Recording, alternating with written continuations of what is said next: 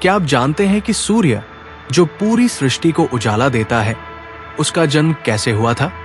एक रहस्य जो हजारों सालों से वेदों में छुपा है। आज हम सुनेंगे सूर्य देव की रहस्यमयी उत्पत्ति की वो कथा जिसे जानकर आप भी चौंक जाएंगे। नमस्कार प्यारे दर्शकों, एक बार फिर आपका स्वागत है हमारे YouTube चैनल विद्या ज्ञान सागर में। प्यारे दर्शकों, आज हम एक नई कहानी, एक नया वीडियो लेकर आपके समक्ष उपस्थित हुए हैं। आज की जो कथा है वो अत्यंत ज्ञानवर्धक और प्रेरणादायक है। कथा आरंभ करने से पहले आपसे एक विनम्र निवेदन है। शास्त्रों में कहा गया है कि अधूरी छोड़ी गई कथा दुख और पाप का कारण बनती है, इसलिए इसे अंत तक अवश्य सुनें।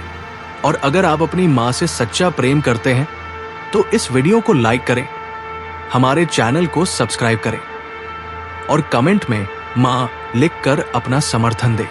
तो आइए बिना किसी विलंब के आरंभ करते हैं आज की प्रेरणादायक कथा। जब अस्तित्व का कोई नाम नहीं था, जब समय का कोई अर्थ नहीं था, जब न आकाश था न धरती थी, उस अनंत शून्य में केवल अंधकार था, गहरा, अथाह, भेदी अंधकार। ये वो काल था जब स्वयं ब्रह्मांड भी अपने आदि रूप में विचरण कर रहा था, अव्यक्त और अदृश्य। उस महाशून्य में एक दिन अचानक स्पंदन हुई, अनंत शक्ति का आविर्भाव हुआ और परम परात पर ब्रह्मा स्वयं अपने स्वरूप में प्रकट हुए। वो महाशून्य अब सिर्फ शून्य नहीं रहा, उसमें एक बीज पड़ा, सृष्टि का आदि बीज। उस बीज से प्रस्फुटित हुआ एक दिव्य कमल, जिसकी सुवर्ण कांति से सारा अंधकार तिरोहित हो गया। उस कमल के मध्य में विराजमान हुए कमल योनि ब्रह्मा, सृष्टि के आदि सृष्टा। स्वयं को चारों ओर अंधकार से घिरा देख ब्रह्मा विचलित हुए। उन्होंने अपना स्वरूप प्रकाशित किया, लेकिन उनका प्रकाश उस अनंत अंधकार को भेदने में असमर्थ था। तब उनके मुख से अनायास ही प्रथम शब्द निःसृत हुआ, ओम। ये केवल एक शब्द नहीं था, ये प्रकाश का तेज था, सूक्ष्म ऊर्जा का रूप था। मैं सबका आदि हूं, अंत हूं, मुझ में सृष्टि का बीज निहित है। लेकिन इस अंधकार में मेरी सृष्टि कैसे विकसित होगी? ब्रह्मा ने विचार किया। उनके इस विचार से ही एक अद्भुत घटना घटित हुई। उनके द्वारा उच्चारित ओम का शब्द अचानक ज्योति पुंज में परिवर्तित हो गया और इस प्रकाश पुंज से एक दिव्य आकृति प्रकट हुई, तेजस्वी, देदीप्यमान, स्वर्णिम। वो आकृति ब्रह्मा के चारों ओर प्रदक्षिणा करने लगी और जैसे जैसे वो घूमती गई, अंधकार पीछे हटता गया। ये था सूर्य का आदि रूप, अंधकार का प्रथम विरोधी, प्रकाश का प्रथम स्रोत। ब्रह्मा ने प्रसन्न होकर कहा, तुम्हारे प्रकाश से ही मेरी सृष्टि का विकास होगा। तुम प्रकाश के अधिष्ठाता हो, जीवन के वाहक हो। अब से तुम्हारा नाम आदित्य होगा, जो आदि से है, जो अनादि है। उस ज्योतिर्मय पुरुष ने नतमस्तक होकर कहा, मैं आपका सेवक हूं प्रभु, आपके आदेश का पालन करना मेरा कर्तव्य है। ब्रह्मा ने सूर्य के तेज को 3 भागों में विभाजित किया। प्रथम भाग से अग्नि, द्वितीय से विद्युत और तृतीय से उष्मा की उत्पत्ति हुई। इन तीनों अग्नियों से ही आगे चलकर सृष्टि का विस्तार हुआ। सूर्य के प्रकाश से प्रकाशित होकर ब्रह्मा ने सृष्टि की रचना आरंभ की। इस प्रकार अंधकार के गर्भ से प्रकाश का जन्म हुआ, जिसे हम सूर्य के रूप में जानते हैं। जैसे जैसे सृष्टि का विस्तार होता गया, ब्रह्मा के मानस पुत्र मरीचि ने जन्म लिया। मरीचि के पुत्र हुए महर्षि कश्यप, जिनका तप और तेज अद्वितीय था। कश्यप का विवाह प्रजापति दक्ष की 13 कन्याओं से हुआ, जिनमें अदिति और दिति प्रमुख थी। अदिति देवमाता कहलाई और दिति असुर माता। एक बार की बात है जब देवताओं और असुरों के बीच युद्ध हुआ। इस युद्ध में असुरों ने देवताओं को परास्त कर दिया और उन्हें स्वर्ग से निष्कासित कर दिया। देवताओं की इस दुर्दशा को देख देवमाता अदिति का हृदय व्यथित हो उठा। अदिति ने अपने पति महर्षि कश्यप से कहा, स्वामी, हमारे पुत्र देवता अब अनाथों की भांति इधर उधर भटक रहे हैं, उन्हें उनका अधिकार वापस दिलाने के लिए कुछ कीजिए। कश्यप बोले, देवी, इसका केवल एक ही उपाय है, तुम्हें कठोर तपस्या करनी होगी। यदि परमात्मा प्रसन्न हुए तो वे निश्चित ही हमारे पुत्रों की सहायता करेंगे। अदिति ने भगवान विष्णु की आराधना आरंभ की। वे निराहार रहकर एक पैर पर खड़े होकर दिन रात विष्णु का ध्यान करने लगी। उनकी अखंड तपस्या से प्रसन्न होकर एक दिन भगवान विष्णु प्रकट हुए। माता अदिति, तुम्हारी तपस्या से मैं अत्यंत प्रसन्न हूं, वरदान मांगो। विष्णु ने कहा। अदिति ने नम्रता पूर्वक कहा, प्रभु, मेरे पुत्रों को उनका स्वर्ग वापस दिलाइए, उन्हें फिर से अपने अधिकार प्राप्त हो। विष्णु मुस्कुराए, देवी, मैं स्वयं तुम्हारे पुत्र के रूप में जन्म लूंगा और असुरों का दमन करूंगा, तुम निश्चिंत रहो। अदिति ने कृतज्ञता से विष्णु को प्रणाम किया और वे अपने आश्रम लौट आए। कुछ समय बाद उन्हें गर्भधारण हुआ। गर्भकाल अत्यंत अद्भुत था। पूरा आश्रम दिव्य प्रकाश से आलोकित रहता, जैसे सूरज धरती पर उतर आया हो। लेकिन जैसे जैसे समय बीतता गया, गर्भ में स्थित शिशु का तेज इतना असहनीय हो गया कि अदिति के लिए उसे धारण करना कठिन हो गया।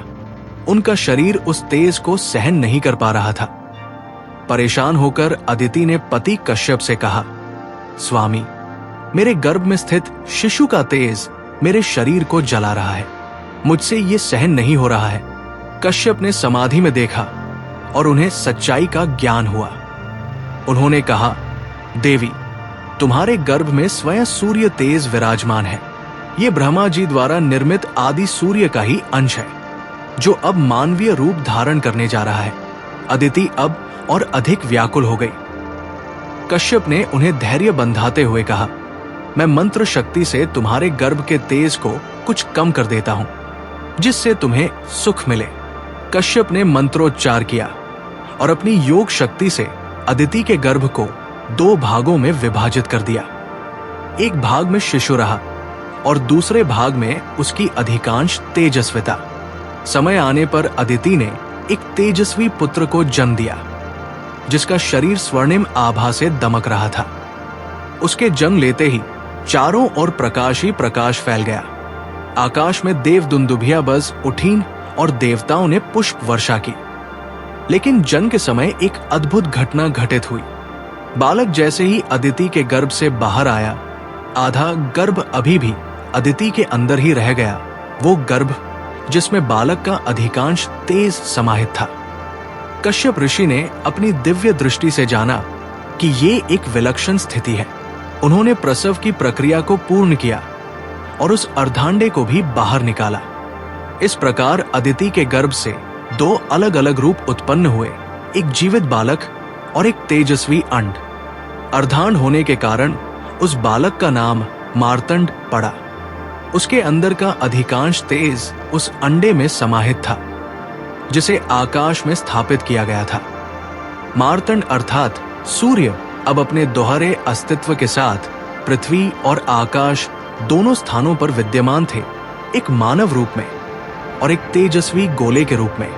उनके जन्म से ही असुर भयभीत होकर भाग खड़े हुए और देवताओं को अपना स्वर्ग वापस मिल गया।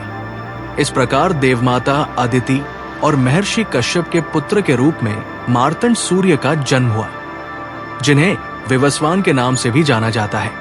मार्तंड सूर्य का तेज दिन प्रतिदिन बढ़ने लगा। उनके शरीर से निकलने वाली किरणें इतनी तीव्र थी कि कोई भी उनके पास जाने का साहस नहीं करता था। माता अदिति भी उनके पास जाने से डरती थी। सूर्य देव अपनी इस स्थिति से अत्यंत दुखी थे। वे अकेलेपन से घिर गए थे। एक दिन महादेव शिव कैलाश पर्वत से विचरण करते हुए वहां पहुंचे, जहां सूर्य तप में लीन थे। शिव का ध्यान उस अद्भुत प्रकाश की ओर गया जो सूर्य से निकल रहा था। ये कौन है जिसका तेज इतना असहनीय है? शिव ने अपने तीसरे नेत्र से देखा और जाना कि ये स्वयं सूर्य है, जो अपने ही तेज से परेशान है। हे मार्तंड, क्या तुम अपने इस तेज से स्वयं परेशान नहीं हो? शिव ने पूछा। सूर्य ने उत्तर दिया, हे महादेव, मैं अपने ही तेज से त्रस्त हूं। मेरे पास कोई नहीं आता, सब मुझसे दूर भागते हैं। मेरी माता भी मुझे स्पर्श नहीं कर सकती। मुझे अपना तेज कम करने का कोई उपाय बताइए। शिव ने करुणापूर्वक कहा, मैं तुम्हारे तेज को विभाजित कर दूंगा, जिससे तुम्हारा जीवन सुगम हो सके। ये कहकर शिव ने अपना त्रिशूल उठाया और मार्तंड सूर्य को 3 भागों में विभाजित कर दिया। पहला भाग सूर्य के मानवीय रूप में रहा, दूसरा भाग उस अंडे में समाहित हो गया जो आकाश में स्थापित था, और तीसरा भाग पृथ्वी पर अग्नि के रूप में स्थापित हो गया। अब तुम अपने मानवीय रूप में सामान्य जीवन व्यतीत कर सकोगे। शिव ने कहा, आकाश में स्थापित अंडा पूरे ब्रह्मांड को प्रकाशित करेगा, और अग्नि के रूप में तुम धरती पर यज्ञों में आहत होकर मनुष्यों की सेवा करोगे। सूर्य ने कृतज्ञता पूर्वक शिव को नमन किया। अब उनका तेज इतना सहनीय हो गया था कि लोग उनके पास आ सकते थे। माता अदिति सबसे पहले दौड़कर अपने पुत्र के पास आई और उन्हें हृदय से लगा लिया। शिव द्वारा विभाजित उस दिव्य अंडे से एक अद्भुत घटना घटित हुई। उस अंडे से एक प्रकाशपुंज निकला जो साकार होकर एक मनोरम युवक के रूप में परिवर्तित हो गया। वो अत्यंत सुंदर था। उसके शरीर से प्रकाश की किरणें निकल रही थी। ये था विवस्वान सूर्य का प्रतिरूप, जो आगे चलकर आकाश में स्वर्णिम रथ पर सवार होकर समस्त ब्रह्मांड को प्रकाश देने लगा। आकाश में स्थापित सूर्य और पृथ्वी पर विचरण करने वाले मार्तंड दोनों एक ही थे, एक ही आत्मा के 2 रूप। मार्तंड सूर्य अब अपना जीवन सामान्य रूप से व्यतीत करने लगे, जबकि आकाश में सूर्य अपने रथ पर सवार होकर नियमित रूप से पूर्व से पश्चिम तक की यात्रा करने लगे, जिससे दिन और रात का चक्र चलता रहा। ये विभाजन ही सूर्य की अद्भुत और रहस्यमयी उत्पत्ति का एक अनोखा पहलू था, जिससे उनका अस्तित्व दोहरा हो गया, एक दिव्य और एक मानवीय। मार्तंड सूर्य अब युवावस्था में आ गए थे। देवी अदिति और ऋषि कश्यप उनके विवाह की चिंता करने लगे थे। इस बीच देव शिल्पी विश्वकर्मा की पुत्री संज्ञा, जिसे सुमुग्निया भी कहा जाता था, अपनी अद्भुत सुंदरता और तेजस्विता के लिए त्रिलोक में प्रसिद्ध थी। एक दिन देवर्षि नारद विश्वकर्मा के भवन पहुंचे। विश्वकर्मा ने उनका सत्कार किया और पूछा, हे देवर्षि, आपका आगमन हमारे लिए सौभाग्य का विषय है। क्या आप हमें अपने आगमन का कारण बताएंगे? नारद मुनि मुस्कुराए, मैं एक प्रस्ताव लेकर आया हूं। देवमाता अदिति और महर्षि कश्यप के पुत्र सूर्य देव के लिए आपकी पुत्री संज्ञा का हाथ मांगने आया हूं। विश्वकर्मा के मन में द्विधा उत्पन्न हुई। वे जानते थे कि सूर्य का तेज अत्यंत प्रखर है, भले ही शिव ने उसे विभाजित कर दिया हो। क्या उनकी पुत्री उस तेज को सहन कर पाएगी? फिर भी सूर्य के साथ संबंध स्थापित करना एक सम्मान की बात थी। विश्वकर्मा ने अपनी पुत्री संज्ञा को बुलाकर यह प्रस्ताव रखा। संज्ञा ने सूर्य के बारे में सुना था। एक शुभ मुहूर्त में मार्तंड सूर्य और संज्ञा का विवाह संपन्न हुआ। सारे देवता इस विवाह में सम्मिलित हुए। अग्निदेव ने विवाह की वेदी संजोई, इंद्र ने वधू के स्वागत की व्यवस्था की, मरुत देवता पवन का संचालन कर रहे थे और अप्सराएं नृत्य कर रही थी। संज्ञा सूर्य के साथ अपने नए घर पहुंची। उसके लिए सब कुछ नया और अद्भुत था। सूर्य उसे बहुत प्यार करते थे और उसका हर तरह से ख्याल रखते थे। समय बीतता गया और संज्ञा ने 3 संतानों को जन्म दिया, वैवस्वत मनु, यमयमी, जुड़वा संतान और अश्विनी कुमार। सूर्य और संज्ञा का परिवार सुखी था, लेकिन एक समस्या धीरे धीरे उभरने लगी। विभाजित होने के बावजूद सूर्य का तेज अभी भी बहुत तीव्र था। संज्ञा को उनके साथ रहते हुए कठिनाई होने लगी। उनके शरीर का तेज उसकी आंखों को चकाचौंध करता, उनकी भुजाओं का स्पर्श उसके शरीर को जलन देता। वो दिन प्रतिदिन कमजोर होती जा रही थी, लेकिन पति के प्रति प्रेम के कारण उसने कभी शिकायत नहीं की। एक दिन संज्ञा ने सोचा, मैं सूर्य के तेज को और अधिक सहन नहीं कर सकती, लेकिन मैं अपने पति को दुखी भी नहीं करना चाहती। क्या करूं? उसने अपनी छाया को अपने समान रूप देकर अपनी जगह सूर्य के पास छोड़ने का निर्णय लिया। उसने अपनी छाया को बुलाकर कहा, तुम मेरे समान ही हो। तुम्हें देखकर सूर्य देव ये कभी नहीं जान पाएंगे कि तुम मैं नहीं हो। तुम मेरे स्थान पर रहो और मेरे बच्चों का ध्यान रखो। मैं अपने पिता के घर जाकर तप करूंगी और अपने आप को इस तेज को सहन करने योग्य बनाऊंगी। छाया ने संज्ञा का आदेश स्वीकार किया और वो सूर्य की पत्नी के रूप में रहने लगी। संज्ञा वहां से निकलकर अपने पिता के घर चली गई। इस प्रकार सूर्य देव और संज्ञा के विवाह की कहानी एक नए मोड़ पर आ गई, जिसमें प्रेम और त्याग का अद्भुत संगम था। संज्ञा अपने पिता विश्वकर्मा के पास पहुंची और अपनी व्यथा सुनाई। विश्वकर्मा ने अपनी पुत्री को उलाहना दिया, बेटी, तुमने हमें पहले क्यों नहीं बताया? मैं सूर्य के तेज को कम कर सकता हूं।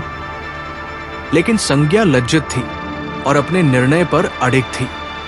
वो अपने पिता के घर भी ज्यादा समय नहीं रह सकी, क्योंकि उसे डर था कि सूर्य उसे खोजते हुए यहां आ सकते हैं। तब उसने एक निर्णय लिया, पिताजी, मैं वन में जाकर घोड़ी का रूप धारण करके तप करूंगी। इस प्रकार सूर्य मुझे पहचान नहीं पाएंगे और मैं अपना तप पूर्ण कर सकूंगी। ये कहकर संज्ञा उत्तर दिशा की ओर चल पड़ी और वहां पहुंचकर घोड़ी का रूप धारण करके कठोर तपस्या में लीन हो गई। इधर सूर्य के महल में छाया संज्ञा के रूप में रह रही थी। प्रारंभ में उसने सब कुछ ठीक से निभाया और सूर्य को कोई संदेह नहीं हुआ, लेकिन धीरे धीरे उसका व्यवहार बदलने लगा। वो संज्ञा से उत्पन्न तीनों बच्चों के साथ रूखा व्यवहार करने लगी और अपने स्वयं के बच्चों, जिन्हें उसने सूर्य से प्राप्त किया था, सावर्णी, मनु और शनि को अधिक प्यार और ध्यान देने लगी। वो वैवस्वत, मनु, यम और यमी के प्रति उपेक्षा करने लगी। विशेषकर यम के साथ वो अत्यंत कठोर व्यवहार करती थी। एक दिन यम ने अपनी सौतेली माता के व्यवहार से क्रोधित होकर उसे पैर से धमकाया। इस पर छाया बहुत क्रुद्ध हुई और उसने यम को शाप दे दिया, तुम्हारा पैर सड़ जाएगा। ये सुनते ही यम भयभीत हो उठा और अपने पिता के पास गया। पिताजी, मैंने माता का अपमान नहीं किया था, फिर भी उन्होंने मुझे ऐसा भयंकर शाप दिया है। क्या माता पुत्र को ऐसा शाप दे सकती है? यम ने दुखी होकर पूछा। सूर्य ने इस बात पर गंभीरता से विचार किया। उन्होंने सोचा, संज्ञा ऐसा व्यवहार कभी नहीं कर सकती, जो अपने बच्चों से इतना प्रेम करती थी। उन्हें छाया पर संदेह हुआ। अपनी दिव्य दृष्टि से सूर्य ने पूरे ब्रह्मांड का अवलोकन किया और उन्हें सच्चाई का पता चल गया। सूर्य क्रोधित होकर छाया के पास आए और उससे सब कुछ बताने को कहा। छाया भयभीत हो गई और उसने सारी सच्चाई बता दी। कैसे संज्ञा उनके तेज से परेशान होकर चली गई थी, कैसे उसने अपनी छाया को अपना प्रतिरूप बनाकर छोड़ दिया था और अब वो उत्तर दिशा में घोड़ी के रूप में तपस्या कर रही थी। सूर्य यम को वचन देकर उसके शाप को कुछ कम करते हुए बोले, पुत्र, तुम्हारा पैर नहीं सड़ेगा, लेकिन कीड़े तुम्हारे पैर के मांस को खाएंगे। उस मांस से धरती के कल्याण के लिए मानव जाति उत्पन्न होगी। तुम मृत्यु के देवता बनोगे और सभी जीवों का अंतिम न्याय तुम्हारे हाथों में होगा। फिर सूर्य दुखी हृदय से विश्वकर्मा के पास गए। विश्वकर्मा ने उन्हें बताया कि संज्ञा कहां छिपी है। तब सूर्य भी घोड़े का रूप धारण करके उत्तर दिशा की ओर चल पड़े। उत्तर के हिमालय की एक घाटी में उन्होंने घोड़ी के रूप में तपस्या करती हुई संज्ञा को पाया। संज्ञा उन्हें देखकर भयभीत हुई और भागने लगी। सूर्य भी उसके पीछे दौड़े। वे दोनों एक दूसरे के चारों ओर घूमते रहे। इसी बीच सूर्य और संज्ञा के संयोग से अश्विनी कुमार जुड़वों का जन्म हुआ, जो पहले से ही अश्विनी कुमारों के भाई होने के कारण अश्विनी कुमार द्वितीय कहलाए। अंत में सूर्य ने अपना वास्तविक रूप प्रकट किया और संज्ञा शर्मिंदा हो गई। वो अपने पति के चरणों में गिरकर क्षमा याचना करने लगी। सूर्य ने उसे उठाते हुए कहा, तुमने मुझसे अपनी व्यथा क्यों नहीं कही? मैं तुम्हारे दुख को कभी सहन नहीं करता। संज्ञा ने आंसू भरी आंखों से कहा, स्वामी, मैं आपके तेज से परेशान थी, लेकिन मैं आपको दुखी नहीं करना चाहती थी, इसलिए मैंने ये मार्ग चुना। सूर्य संज्ञा को लेकर विश्वकर्मा के पास गए और कहा, हे देव शिल्पी, आप मेरे तेज को कम कीजिए ताकि मेरी पत्नी मेरे साथ सुखपूर्वक रह सके। विश्वकर्मा सहमत हुए और उन्होंने अपने अद्भुत यंत्र से सूर्य के तेज को घिसना आरंभ किया। वे सूर्य को एक विशाल खरादी पर रखकर उनके तेज को कम करने लगे। जैसे जैसे सूर्य का तेज कम होता गया, उनका रूप अधिक सौम्य और मनोहर होता गया। विश्वकर्मा ने सूर्य के तेज से जो धूल निकाली, उससे अनेक दिव्य अस्त्रों का निर्माण किया। सूर्य के तेज से विष्णु का सुदर्शन चक्र, शिव का त्रिशूल, कुबेर की शक्ति, कार्तिकेय की शक्ति और अन्य देवों के अस्त्र शस्त्र निर्मित हुए। इस तेज के एक अंश से प्रभु राम के समय पुष्पक विमान का भी निर्माण किया गया था। सूर्य की पीड़ा असहनीय थी, लेकिन उन्होंने अपनी पत्नी के प्रेम के लिए ये सब सहन कर लिया। अब सूर्य का तेज इतना कम हो गया था कि संज्ञा उनके साथ आराम से रह सकती थी। विश्वकर्मा ने संज्ञा और सूर्य दोनों को आशीर्वाद देते हुए कहा, तुम दोनों के प्रेम ने मुझे प्रभावित किया है। सूर्य, तुमने अपनी पत्नी के लिए अपना तेज त्याग दिया। तुम्हारा यह त्याग वंदनीय है। मैं तुम्हें एक दिव्य रथ भेंट करता हूं, जिस पर सवार होकर तुम प्रतिदिन आकाश में अपनी यात्रा करोगे। विश्वकर्मा ने सूर्य के लिए एक स्वर्णिम रथ का निर्माण किया, जिसमें 7 घोड़े जुड़े थे। ये 7 घोड़े सब छंदों का प्रतीक थे। रथ का सारथी अरुण नियुक्त किया गया, जो संज्ञा के भाई थे। इस प्रकार सूर्य और संज्ञा का पुनर्मिलन हुआ और दोनों सुखपूर्वक रहने लगे। छाया को भी माफ कर दिया गया और वो भी सूर्य की द्वितीय पत्नी के रूप में घर में रहने लगी। यम ने धर्मराज के रूप में अपना कर्तव्य निभाना आरंभ किया। वैवस्वत मनु ने पृथ्वी पर मानव सभ्यता की स्थापना की। अश्विनी कुमार देवताओं के वैद्य बने। सावर्णी मनु भविष्य के मनवंतर के अधिपति बने और शनि ग्रह बनकर आकाश में अपना स्थान ग्रहण करने लगे। काल चक्र घूमता रहा। सूर्य अपने स्वर्णिम रथ पर आरूढ़ होकर प्रतिदिन पूर्व से पश्चिम तक की यात्रा करते, जिससे दिन और रात का चक्र चलता रहा। उनकी किरणें जीवन का आधार बनी। उनके प्रकाश से पृथ्वी पर वनस्पतियां विकसित हुई। जीवों में प्राण का संचार हुआ। एक दिन संज्ञा ने सूर्य से पूछा, स्वामी, आप इतने परिश्रम से दिन रात यात्रा क्यों करते हैं? क्या आप थकते नहीं हैं? सूर्य ने गंभीर होकर कहा, प्रिय, मैंने इस ब्रह्मांड से एक प्रतिज्ञा की है। जब तक ये सृष्टि है, तब तक मैं अपने कर्तव्य पथ से विचलित नहीं होऊंगा। मेरे रुकने से चराचर जगत ठहर जाएगा, जीवन समाप्त हो जाएगा। संज्ञा सूर्य की प्रतिबद्धता से प्रभावित हुई। उसने अपने पति के कंधे पर हाथ रखते हुए कहा, आपकी दृढ़ता वंदनीय है। मैं आपके साथ हर कदम पर हूं। एक अवसर पर महर्षि व्यास सूर्य के दर्शन हेतु गए। उन्होंने सूर्य से कहा, भगवान, आप अपनी किरणों से जिस प्रकार सारे जगत को प्रकाशित करते हैं, उसी प्रकार मेरे हृदय को भी ज्ञान के प्रकाश से आलोकित कर दीजिए। सूर्य ने प्रसन्न होकर व्यास को उनके द्वारा रचित महाभारत के लेखन के लिए दिव्य ज्ञान प्रदान किया। उन्होंने अष्टाध्यायी के रचयिता पाणिनि को भी व्याकरण का ज्ञान दिया। इसी प्रकार कई ऋषि मुनियों ने सूर्य से विभिन्न विद्याओं का ज्ञान प्राप्त किया। सूर्य के तेज का वर्णन करते हुए स्वयं श्री कृष्ण ने अर्जुन से कहा था, प्रकृति के इस महान प्रकाश पुरुष को मैं ही अपनी योगमाया से धारण करता हूं। मैं ही इनको युग युगांतर तक संचालित करता हूं। वैज्ञानिक दृष्टि से देखें तो आज के युग में भी सूर्य की महत्ता को नकारा नहीं जा सकता। वैज्ञानिक तथ्य बताते हैं कि सूर्य के बिना पृथ्वी पर जीवन असंभव है। सूर्य की ऊर्जा ही सभी जीवों के जीवन का आधार है। आज जब हम रोजाना सूर्योदय देखते हैं तो हमें ये याद रखना चाहिए कि ये महान आदि ज्योति कितने संघर्ष और परिवर्तनों से गुजरी है।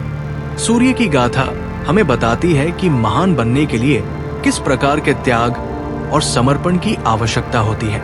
एक प्राचीन श्लोक में कहा गया है, आदित्यस्य नमस्कार ये कुर्वन्ति दिने दिने जन्मांतर सहस्त्रेषु दारिद्र्य नुपजायते।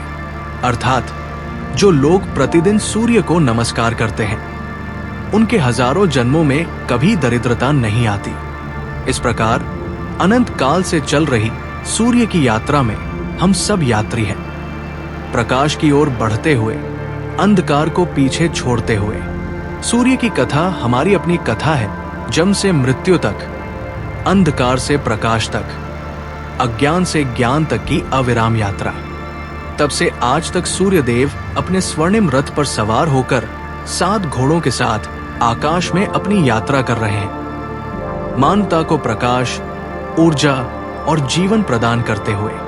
और ये क्रम अनंत काल तक चलता रहेगा। जब तक सृष्टि है, सूर्य है, और जब तक सूर्य है, जीवन है। यही है सूर्य देव की रहस्यमयी उत्पत्ति की अनंत कथा, जो हमारे जीवन को प्रकाशित करती है, हमें प्रेरित करती है और हमें एक शाश्वत सच्चाई से परिचित कराती है। अंधकार के बाद प्रकाश अवश्य आता है, रात्रि के बाद दिवस निश्चित है, पतन के बाद उत्थान सुनिश्चित है। प्यारे दर्शकों, इस प्रेरणादायक कथा के बारे में अपने विचार हमें कमेंट्स के माध्यम से जरूर बताएं। अगर ये आपको अच्छी लगी हो तो कृपया इसे लाइक करें और इसे अधिक से अधिक लोगों तक पहुंचाएं। साथ ही कमेंट बॉक्स में जय श्री कृष्णा लिखकर अपने श्रद्धा भाव प्रकट करें। इस वीडियो को पूरा देखने के लिए धन्यवाद। ओम सूर्याय नमः।